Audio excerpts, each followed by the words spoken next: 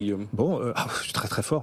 On connaît juste en face de vous, il y a un adepte du proof of work, peut-être pas que. Stripe, c'est du proof of work ou du Ah proof non, of non, pas, stake? ah non, pas du tout. Là c'est plutôt du proof of stake. Bon, Sébastien, ça va? Vous avez le cœur qui tient pour l'instant? Oui, tout Même à si fait. c'est pas votre cas, hein, le proof of stake. Bon, on en reparlera dans un instant. C'est utile. On parlera en effet de la preuve de travail.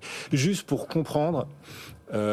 À quel point le fait que Stripe inclut désormais des cryptoactifs qu'il en propose aux entreprises dans ses services, à quel point ça pourrait participer à changer le monde. Stripe, c'est une petite boîte à petite échelle ou c'est un gros truc? Ah non, c'est vraiment énorme, hein, Stripe. En fait, vous vous en rendez pas compte, mais quand vous payez par carte bleue sur Internet, sur un site marchand, bah bien souvent, c'est Stripe derrière. Ils ont comme clients Booking, Google, Salesforce, Deliveroo.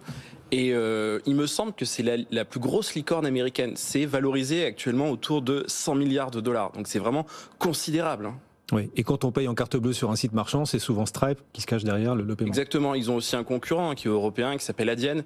Mais bon, oui, souvent c'est Stripe. Bon, et donc Stripe ouvre un service crypto aux entreprises. Est-ce que Stripe pourrait un jour aller encore plus loin et permettre à tout le monde de facilement payer en Bitcoin sur les sites de e-commerce? Eh bien, on l'a un peu oublié, mais Stripe a offert la possibilité de prendre en charge les paiements en Bitcoin, et c'était entre 2014 et 2018.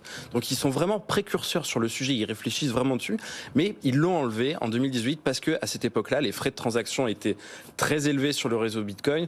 Il fallait beaucoup de temps pour valider une transaction, ce qui peut toujours être le cas hein, aujourd'hui. Mais il y a des solutions de surcouche qui s'appellent par exemple Lightning Network, qui permettent d'accepter le Bitcoin pour zéro frais, instantanément.